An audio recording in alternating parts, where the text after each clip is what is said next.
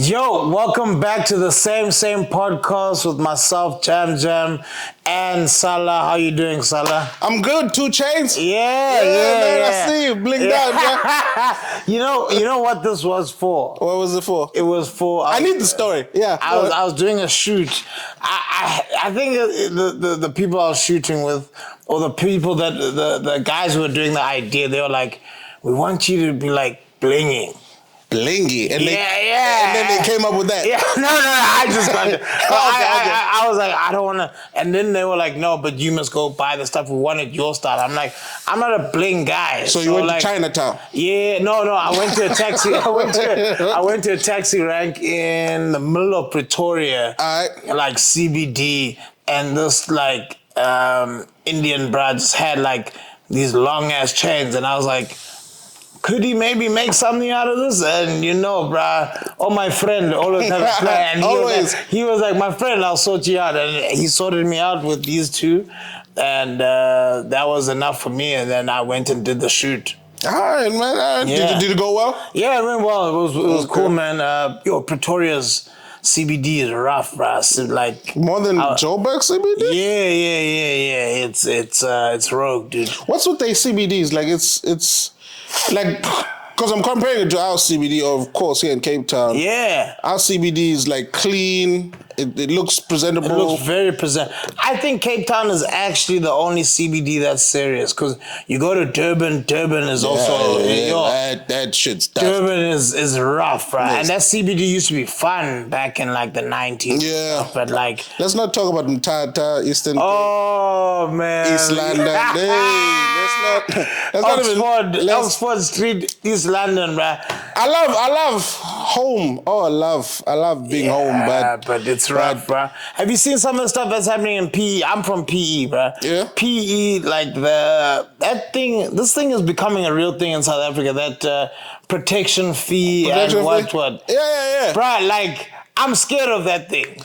But okay, why though? Why are you scared of it? I don't know. I'm just like, imagine someone's like, yo, you can only run comedy shows here if you pay me. I guess there's no comedy. Yeah, okay, I love comedy to die. That's in my blood. But I'm not gonna die. I'm not gonna die for comedy. I'm not gonna die for comedy. The guys in PE PE is becoming so unsafe, right? Like, they were calling for the president to do like a state of emergency type vibe, because bruh, when I was back there before, like a couple of months ago when I was back home, there was a story where they robbed people at a clinic. A clinic? Bruh, people at a clinic. That's how crime. What happened to honor amongst thieves? Shit like that. No women and children. What happened to that? Bruh, the people, the criminals are going wild. Bruh, imagine you go in with like a real ailment and you're sitting, you're like, and you're in a clinic in the hood, so it's already shady. It's already shady business. Probably been there in the waiting room for 4 hours. No one's helped you, and then someone's like, exit, on the ground. Jeez, Where are you? South African criminals are too much, bro. So they're asking like government to come, like swoop in with military. Do some sort of military intervention, because PE is wild right now. Jeez. PE, growing up there, PE used to be like a chilled small city. Everyone gets nice along. Parties. Yeah, it was a dope place. December, it's fun. It's fire. People go there for December. Now PE is rough, dude. Yeah. But I also wonder if that's just not a reflection of the times, because Brian, South Africa is actually financially not in the best space, man. It's been like that for a minute. And South Africans themselves are not like, I'm sure, like, I used to look at my salary and be like, how are any of my fellow team members going home to a family with this? You know, like... Wait, you can barely survive. Yeah, I used to go home with my salary and be like, there's Mike in the same team as me. Yeah. He's saying, my kid's going to go to this school next year. And I'm like, of this paycheck, like, the cost of living in South Africa is actually quite ridiculous right now, man. I mean, I think it also encourages people to get married. Okay. Like, you need a two-income household. Yeah. Like, you can't solo dolo it. nowadays. Yeah. Especially if you, like, I don't think anyone's buying houses now. No, bro, it's apartments or it's just apartments or renting. Like I've seen like prices of mortgages. I was like, yeah, no. This is never gonna be my life. Yeah, like, I want a house, but my house might come from my parents dying. That's where. That's the only way to get it, that's bro. Where I might get a house. That's I've looked like at you just look at your parents cough. Okay, you're like, yeah. Okay, soon. You're like, soon. Yeah, soon. I see you. So very soon. Nah. Let me start picking out furniture because I'm about to sell some of it. Yeah, I've never liked that picture, by the way, but I'm gonna get rid of it. No. I think that is honestly it, bruh. If I had to be honest with myself, the money I'm getting, I'm not. There's no house. There's no house, bro. My parents kick the bucket and then they're like, we left you, and then I'm like, yeah. I got a house, guys. Hey, man, this is how you come up nowadays. You get on someone's will. That's the new come up. That's the new hustle. Yeah. Have you ever seen some of your friends when like their parents pass and then you see a glow up? You're like, oh yeah, they start driving the bucket, the nice cars and shit. You're like, my guy, it's like there's no grief or nothing. Yeah, it's like you won the lottery. It's like this is it. Now you're also flexing and stuff. It's a nice time. Dog, I've had some friends where where whatever money came in from policies, funeral policies and what, you can just see, this guy is chowing the cash. Bruh, that's the new hustle where you open up a policy like under your relatives. Yeah. And then, because, they give you airtime and money for groceries. Yeah. So the more family members you have under, funeral policies, the more money you get. That's the new hustle. That's what they do in Eastern Cape, apparently. So I've heard. So yeah. Do you have any? I don't have one. I don't have one on other people, but I'm pretty sure there are people who have one on me. In my family that I don't even know. Is that like almost like they betting on you to die? Yeah, basically. They're looking at me like, yeah, I like that. Yeah, eat one more burger, Sala. Yeah. Have another slice of pizza. Keep vaping. Yeah, keep vaping, Sala. Keep not gymming. Keep not going to gym and hope your lung collapse. Yeah, no, keep. Every time you look a little shabby, they're like, ooh. Is he close? Because I cough a lot because of this. Yeah, so they're like, it's about to pay out. Yeah, you good? Yeah. Bruh, that is wild, dude. I didn't know that the thing of putting policies on other people. Yeah, bro. It's like people are I've been to, I don't know how many funerals I've been to recently. Yeah. I've been like family dying. Yeah. But no one's really grieving. Yeah, like when I go back home, no one's really. Yeah, I'm actually gonna notice. I'm gonna look at the next funeral. Yeah, just look at your family members back home. See who's really sad. Yeah, who's really sad about who's like all of a sudden. The whole pantry's full. Yeah. Things are nice.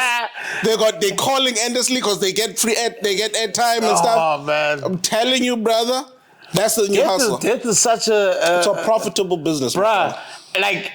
If like the mashonisa in the hood, those niggas make money, bro. Like people who have funeral parlors and whatnot. Like I remember going to school with this guy who had a funeral parlor, and that guy, they just had new cars like almost every month, bro.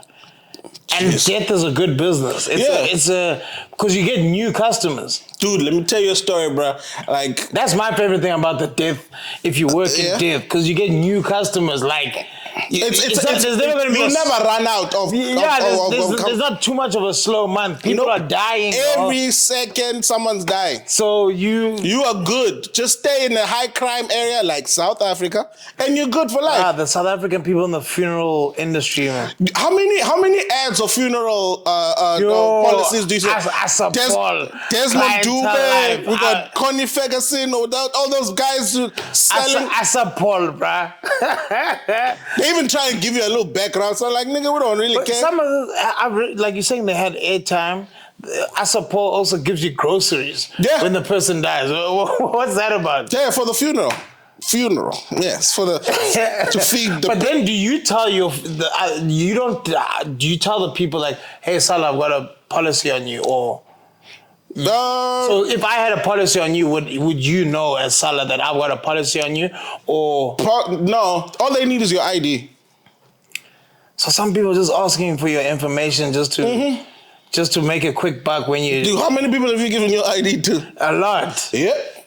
A whole lot of people have a policy out of you. Most probably. Hey, man. I'm telling you, debt is a good business. Like, I'll tell you a story, bro. Like, I remember my grandmother passed away, right? And then, unfortunately, her body was in a different morgue than the one that the policy, I think, my dad had opened for her. Yeah. So, in order for the benefits to kick in, she has to be in the other funeral morgue or funeral home. Dude, the fight we had to get to just to get her body transported to that funeral home, it's almost like this, they wouldn't let it go. We had to pay them off. That's how much money. That's how much money is in this thing. Like, we had to pay that funeral home off. To be like, they didn't even touch, they just holding the body. They didn't even do the stuff, embalming her, taking out cleaning her up. Nope, just holding the body. You had to pay them off like 10,000, maybe 15, maybe 20, I don't know, just to move the body. Why did they get her initially though? No, it was a mistake. Like, one of our family members sent her to the wrong funeral home. But hey, bruh, but talking about that, do you look at the body or? Nah. Well, I'm pretty sure my dad had to go look at it. I'm not gonna go look at a dead body. But do you look at the body? when it's happening? Oh yeah, I saw my granny. Bruh, I'm still traumatized by seeing my granny, bruh. Is it? Yeah, I laughed. Because F Bob did it dirty, bruh. What they do? F Bob did like the shading of her makeup and stuff. But like, you can really see this person is dead. Oh yeah, most definitely. That's the scariest part about you like seeing a soulless body. Bruh, you like this nigga's never coming back. It's done. Like, this person is done. But they did like my they didn't do my granny proper, bruh. And like, she was like almost like she had moved because we in the rural area, so she wanted to be prepared as Lalin. Yeah. So there was obviously a lot of bumps on the road or whatever. And then they had to readjust her, like, but like they just opened like voila. And they should have readjusted her before we got in. Wait, you saw the whole, like, was your granny like ass up, like what, the face down, ass up, what was it like? It was just like, she was like almost like, you know, like, and then the guy was like, you can see him. He fucked up. And then he's like, let's straighten up. Let's straighten up, yeah. You didn't see anything. Wait, how old were you when you saw it? Yo, that was 2014. Oh, okay. Yeah, so 2014, I was probably like 23, 24. Oh, okay. It's the first time I'd seen a dead body. Yeah. I don't think I'm going to do it again. Apparently, when like you bury your parents, you got to do it or whatever. Oh, yeah. For closure and whatever. I wouldn't say for closure, but I'm pretty sure you have to do it. Something will happen that has to either to check on the body, make sure everything's done right, whatever it is. I'm pretty sure. Yo, man, that must be such a traumatizing experience. You probably break down and cry. Yeah, man, I'm not. I know how much you love your parents. Yeah, man. You would crash out. Yeah, I don't want to be here, man. Yeah, I don't want to do this. But hey, that's part of. It's either you or your brother. Yeah. I don't think your brother can handle it. But I don't. Yeah, my brother would probably be high, fucking off weed, and be like, yeah, just put them in. You'll see my mom in a Rasta outfit. Yeah, the next thing, I got blinged out. Yeah, man, you just want them to have a dignified burial. Yeah. Man. What's been up, bro? No, nothing Comedy-wise? Comedy-wise, just did a gig. Yeah, went well. It was Grand Culture Cafe in Orbs, Lower Main. Every Friday, come check it out. It's run by Jared. Yeah, it's a dope lineup, man. Yeah, I just did the Schalk Bezhuidenhout's Christmas Bonanza show. How was it? It was fun, bruh. It was fun. I was a bit nervous because... No controversy. I was a bit nervous because So yeah, because on TikTok, some people had commented about the show, and a specific act on the show. Do you think you were the quota? What? Like they had to after the contract to try salvage the PR. You're the PR star. I could have been the PR black guy. Yeah, you are, bro. Let's blacken this Let's up. blacken it up. Yeah, let's try and ease this. No, but I think KG had already performed before me in the first week. But I think that thing we chatted about is. Sometime I don't know who suggested that act for Schalk's show, but she definitely should. For that magnitude of a show. Yeah, that's quite a high level show. Yeah, quite high level show, and then to have like an open. Like a very new open mic. Yeah, and not a very good one as well. No comment on this. Yeah, I will say not very good. But I'll just say very new in the circuit. So it's a lot of pressure. But I've seen other open micers failing you do it too. Tula did it. Oh yeah, when Tula Caesar, he would have like Rolf van Vuren, and I think he did Nick Rabinovic. Yeah, he opened up, for them, and they had good things to say, and people. But he did it when he was in his hot streak. Yes. So if you're gonna do it when you. As the open mic, there is that. Like when you're in the zone, like in comedy, sometimes you have like you get highs and lows. Yeah. And sometimes you end up on a hot streak where every show you do for a certain amount of time is you just killing it. There's also a downside to that where every show you do sucks. So it's hence why it's ebbs and flow. To be a real good comic is to be on that hot streak and then extend it for a very, very long time. That is hard to do. And also know when you're not on a hot streak. And try and bounce back. So I don't know who recommended it for Schalk because I don't think Schalk knows these open micers that much because I don't see Schalk playing the circuit in Cape Town. So I don't know who recommended it, but whoever did kind of screwed the bra. A little bit. He cooked the bra a little bit. A little bit. Because it's not his duty to go out to the clubs and be like, hey, who's hot now? So he obviously asked someone to be like, yo, recommend someone. And someone was like, ooh, I've got who you? Yeah, and then that happened. I chatted about it briefly with him, and he was like, yo, man. And this is a conversation we've had in the past about comedy where people don't want to focus on tight fives. Or like 5 to 7, but molded so it's a strong 5 to 7. People just want new comics like, oh no, I've done this joke for like a month, I'm gonna stop. It's like, no, a set is worked over years and years of crafting a set and going back and working on the jokes or whatever. So to just discard your set after 2 months, that makes no sense. So that's why I can't talk because that's basically what I do. Yeah, but you may be one in many that can do it well. The other people I've seen don't do it well. 95% of the people out there don't do it well, where they can keep on working on new things at the same time as having a core 5. Because you also do a lot of the like improvish kind of comedy when you're doing that. Yeah, true. Where those people are like coming with a new idea, like, oh, this is a new joke, and it's like, nah, that's okay. In my defense, I would say that my goal was never to have a tight 5. It's never been my main core. Yes, I want one. Of course I do. And I'd be stupid not to. Yeah. But my goal is to always, because I know the 5 I have now is probably not the best I can come up with. Yeah. So in my mind, it's like, nah, I can do better than this. Yeah. So I'm always on the lookout for my next 5. Yeah. Like I want that undeniable one. Like where I feel like, oh yeah, no, I'm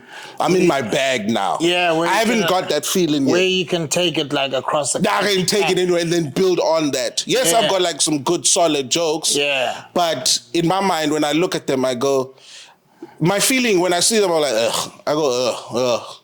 These jokes. Yeah, but I think spending time on even the jokes that you like about is how you build that super 5. True. Yeah. That's very true. Because there's some jokes where, in our sets, there's always going to be jokes where we're like, but this gig needs me to say this because they're not good. Like, bruh, I walked out there, there's just white, mostly. Is it? Also, Afrikaans people at Schalk show. So the lady on TikTok was like, right, she was surrounded.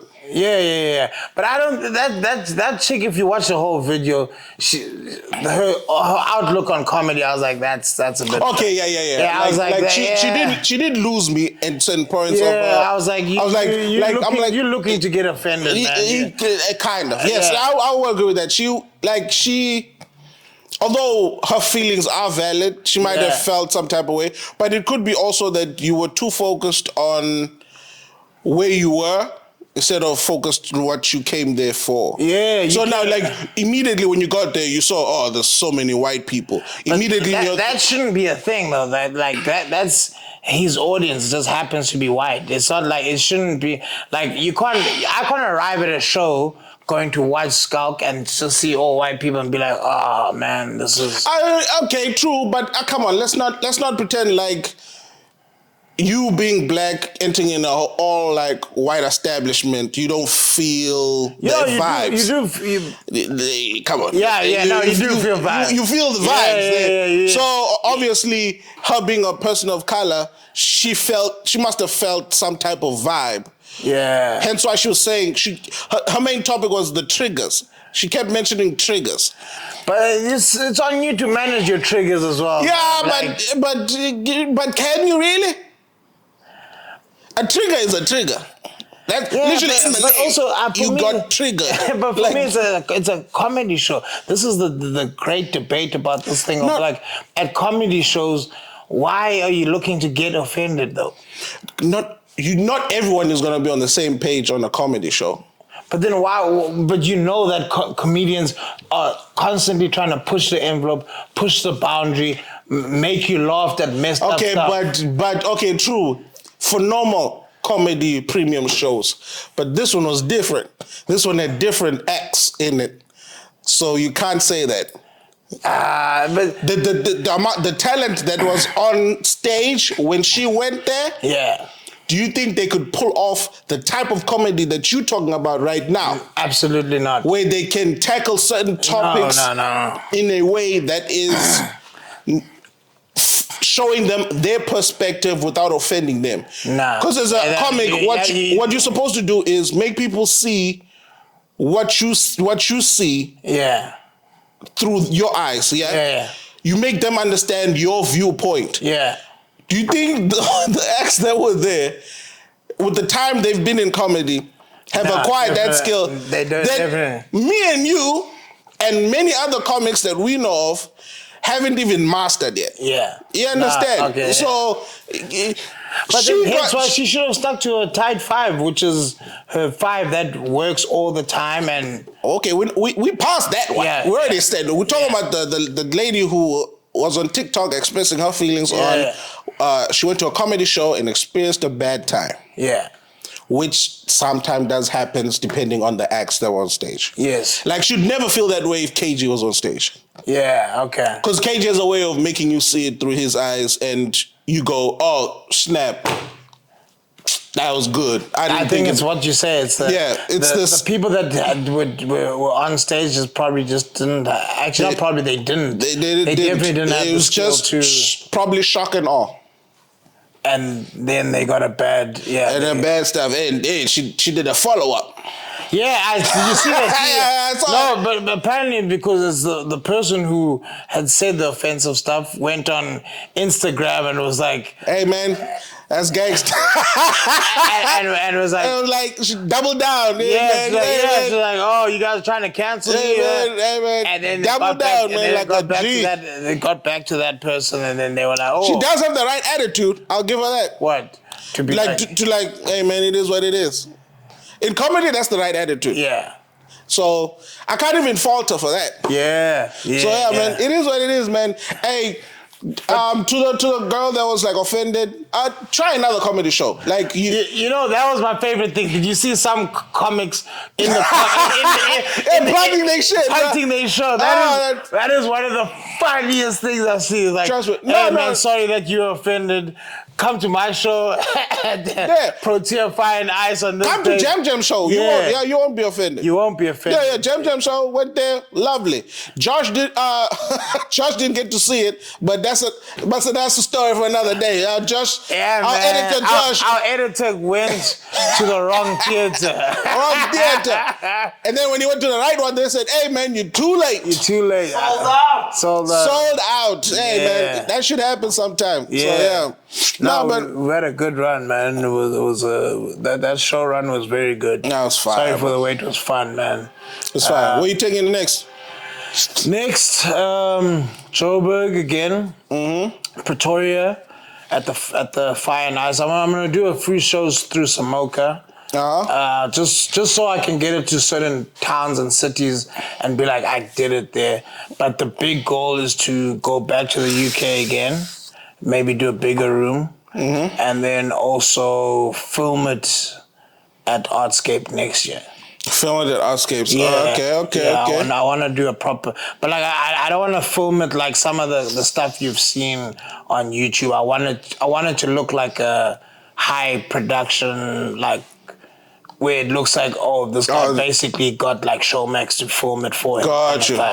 So I'm saving up for all of that. Obviously, that's not cheap, man. Yeah, so that means I gotta go shake ass on these Instagrams. Shake ass. Yeah, and do all these collaborations at open up funeral policies. Yeah. Maybe start hedging some bets on some dead relatives. Call Desmond Dube. Lasting dignity. Bruh, when I was a kid, I wanted a lasting dignity plan, bruh.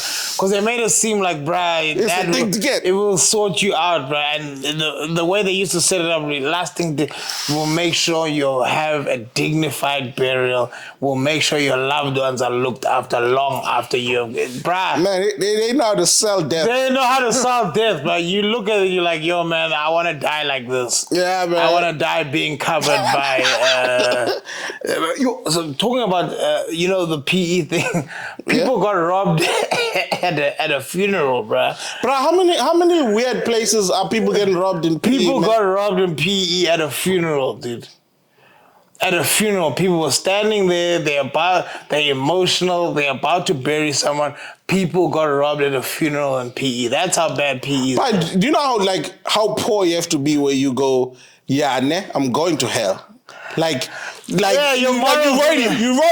already told yourself, there's no way in heaven I'm getting into heaven. There's no God wants none of this. God has given up on me a long time ago. Forsaken me long ago. Let me just add on to the list. Let me just rob these people who are grieving. That's how poor we are. As a country, yeah. That's how desperate people are. Yeah, there were some things that even criminals didn't do because they have. Like you said, there used to be some sort of code. There was a code, man. You leave women and children. You don't. There's certain things you. Now guys are. I've had friends tell me stories where they were about to get robbed, and then they were like, "Yo, brother," I'm like, "Oh," and then. I don't know, maybe they say they're from such and such place. Oh, you from my neighborhood? Keep it going, right? Well, whatever it is, yeah. Or they know your last name, or you such and such. Man, get out of here. Oh, no, it's too good. Keep it moving, man. Keep it moving. But that's wild. But getting robbed at a funeral. But that's the country we live in, man. Yeah, bro. It's rough, bro. Yeah, so that's what I say. Like even now, when people Christmas time and whatever, like you always have to be mindful that some people, bro, they actually can't enjoy this festive period because there's no money, bro. There's no money to that's enjoy. Real talk, man. And they pay salaries too early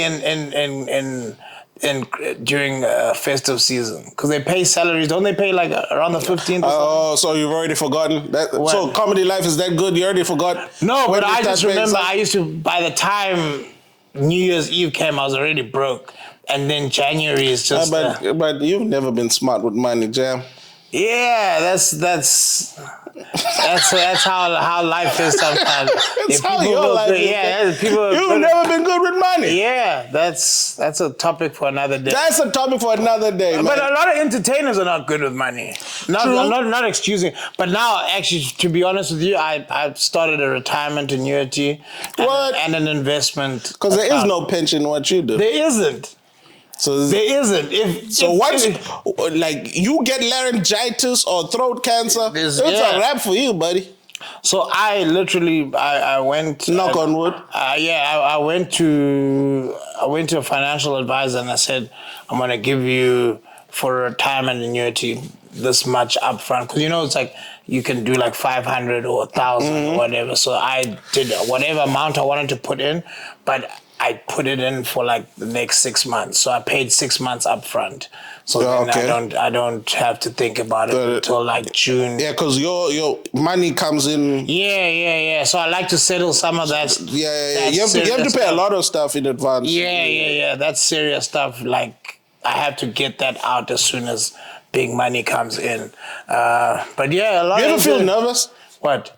About that, like where like you don't have security in a sense. Yeah.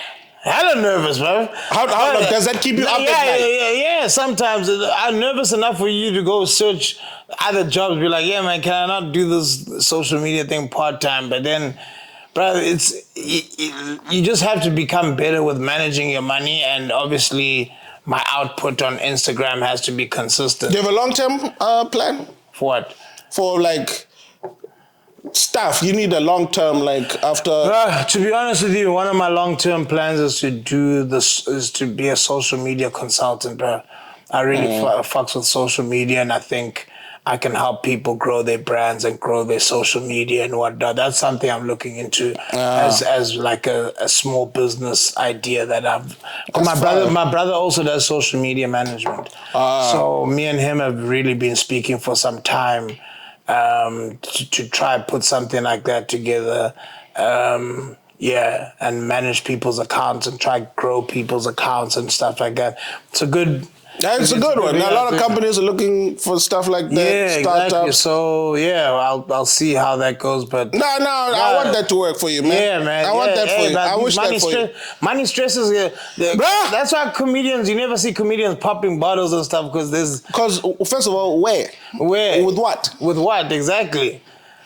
I remember speaking to a specific comedian a couple of months ago, and he was like, "There's like 5 of us who are like balling." Yeah. I'm not sure. When I say us, not me. Yeah, like but 5 comedians who can wake up and be like, yeah, show me the money. And we all know who they are. Yeah, we all know who they are. But the rest of us, stop playing. Stop playing.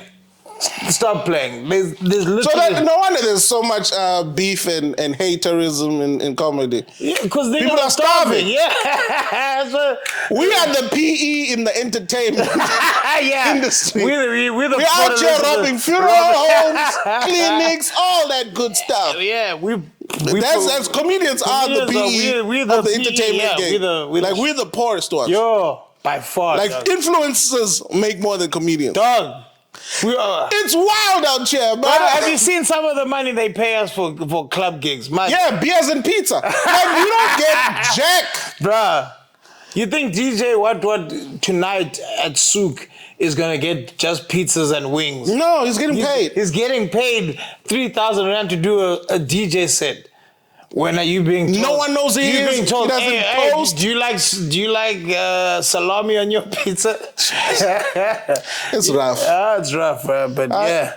Well, guys, that's been another episode. Yeah, man, it's good to be back. Yes. Check us out on social media, YouTube, Instagram. Go like, please subscribe on our page so then we can keep doing this and keep bringing you guys laughter, joy, and good conversation. PSA, the reason why we didn't release last week's Jam, blame Jam. Like Jam is the reason why things don't work out. Like if you didn't know, I was here. Me and Josh, we were talking. Like, yo fam, what's happening? Yeah, we shooting today? Yeah, Jam comes in last minute. Hey man, forgot to tell you guys, I'm in PE. What? When? Okay, next week. I'll be here Monday. Monday comes. Hey man, forgot to tell you, I'm in Pretoria. You understand? This is what we have to deal with. Jam. So if you don't get it, like we were supposed to release a statement, right? Apologies, we didn't tell you guys we're not releasing an episode that week. But we were still busy dealing with Jam the whole time. We didn't know what was what. But next time, Jam is gonna release a statement. Me and Josh are not gonna do shit. Jam is gonna release a statement. Cause we're also sick and tired, cause we also have to be doing like moving shit around just to check if he's even in the city. We don't even know where he is. But anyways, no, but we're not hating on him for being successful. We're just mad that he tells us last minute. That's what we say. Oh, yeah. But yeah. Please subscribe though. We need it. Me and Josh need it. Yeah. Jam doesn't need it, but me and Josh need subscription. All right, peace, guys. We'll check you next time. We'll see you next time.